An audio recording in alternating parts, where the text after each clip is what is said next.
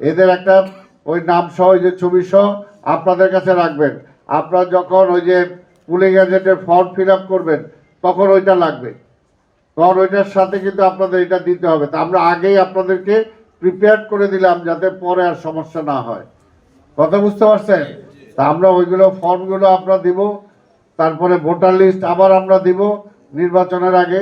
আপনার জন্য ওই পুলিং এজেন্টের ভিতরে বসার জন্য যে কলম লাগে সেটাও আমরা দিব, সেগুলো আমরা দিব। কিন্তু এই যে ইনফরমেশন যেগুলো এগুলো সেগুলো আপনাদের ফিল আপ করতে হবে, আপনারা ঠিক করে দেবেন। আর আরেকটা দেখছেন মেজর মিজান যেটা বলছে, এই যে এটা আমরা দিয়ে দিলাম, এর মধ্যে আমরা কিছু পুলিং এজেন্ট ট্রেনিং দিছি। এখন আপনাদের ওয়ার্ডে ওয়ার্ডে যায় আমাদের টিম ট্রেনিং দিবে, কিন্তু আপনারা এই পুলিং এজেন্ট যে নামগুলো দিচ্ছেন সেগুলো কিন্তু ঠিক রাখবেন। কথা বুঝতে পারছেন?